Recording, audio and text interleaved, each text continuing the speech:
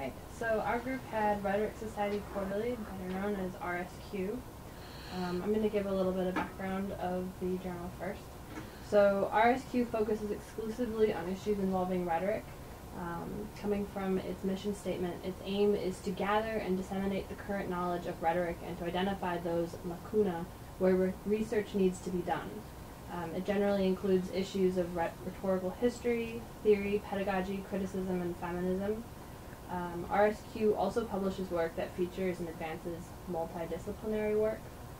And though the focus may or may not be a historical one, there is often a connection or concern with a contemporary, how various topics relate to or better help us understand our current situations.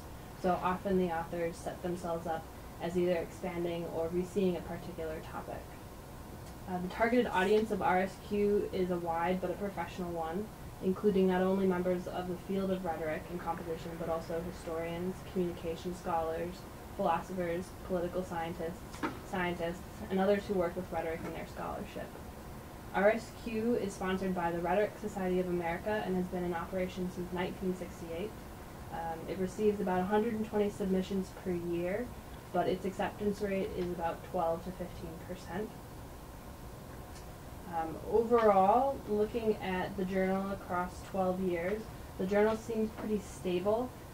Most of the issues that we looked at, though, were published under the same editor, Gregory Clark, who was editor from 2000 to 2007. A new editor has recently been appointed, so this may result in some changes. One of the things that we did notice, though, due to editorial influence, was that during the first 7 years that we looked at, only 7 articles dealing with rhetoric of science were published, and then during Carolyn Miller's editorship, during 2008 to 2011, 13 were published, so she doubled what Clark was willing to publish in the space of, well, half the space. And she also had a special edition dealing with rhetoric of science. James Jasinski just became editor in 2012. He's already published 2. I shouldn't say he published, but you know. But he's not necessarily a rhetorician of science, so time will tell. Okay, let's talk a little bit about the audience of Rhetoric Society Quarterly. Now, we have a word cloud that we kind of handed out to highlight the different disciplines that this journal specifically covers. So, as you can see, it's not just maybe health, not just technology. It's a little bit of everything. I mean, going across from left to right, you can see treatment as prevention over on the left. Right underneath, you have cyberspace, online. Then over to the right, you have HIV, mental for mental health, politics. So there are a lot of different disciplines covered with this journal. And I think part of it was because myself, I had to read journals from 2008 to 2012. And I only read one from 2009. Everything else was 2010, 2011, 2012. And within those 3 later specific years, 2 of my articles were on HIV/AIDS, 2 were on mental health, 2 were on technology, and then there was another one on epidemics, and then there was another one. So it's a very broad, a lot of different disciplines covered. I don't know if it was the same for all of your journals, but that was one of the, I think, attractions to this journal for myself, was that I was able to read something on cyberspace technology and then something on world risk society. So it was very diverse, and I don't know if, well, some of it had to do, I think, with Carolyn Miller being the editor from 2008 to 2011. She focused more on the rhetoric of science and technology specifically, so that was something that we kind of culled from the different areas that we focused on. As for the methods that a lot of the authors use, we found that a lot of them focus on qualitative research. So there's a lot of case studies, you know, or 1 or 2 choice texts or examples. One of the main things that I found in my readings was that same thing. For example, the Jeff Rice article, Urban Mappings, he focused on the city of Detroit because that's where he lived and worked, so he kind of used that as his prime example for that. A lot of as well a lot of historical methods, rhetorical modes rather than empirical.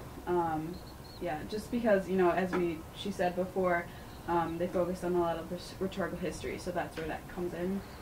As for theories, a lot of social science theories are applied to rhetorical issues such as cognitive psychology, feminist and women's studies. And then we also found that the majority of the articles, not all of them, but quite a few, would be considered a third wave because they're more realistic about their approaches and definitely more materialist in their critique. For example, I read an article on the HIV testing, and the author definitely emphasized the fact that Johnson & Johnson was in charge of the HIV testing, so they were really pushing that because they could potentially make a lot of money.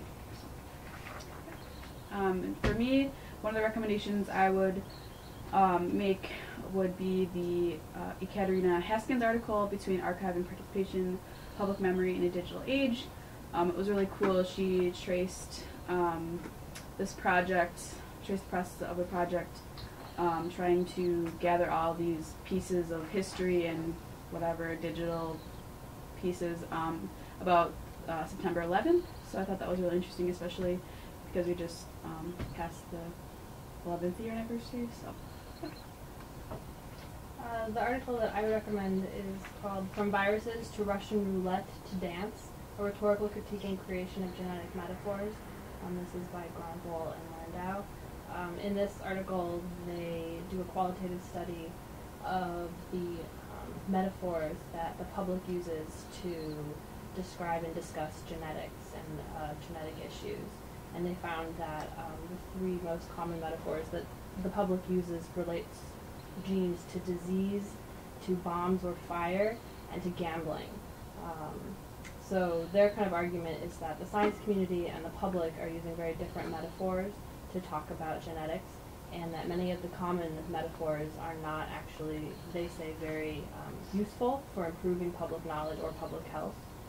So their purpose is to note that, but also to push the study of metaphor, rhetorical, what's the word they use? Metaphoric rhetorical critique forward by asking people who do that kind of work to think about audience in their critiques by not just looking at the metaphors and critiquing the metaphor alone, but saying how are these metaphors received, and how can we use metaphor in a really positive way. So they take, they build on the work of Robert Ivy, and they propose new metaphors for the public. They propose seeing genetics as a dance or like a band, and they hope that this will inspire the public and improve public health in the way that people discuss it. I thought this article was one of my favorites, not only because it was interesting, but again, it was more of that kind of realistic approach. It was easy to read.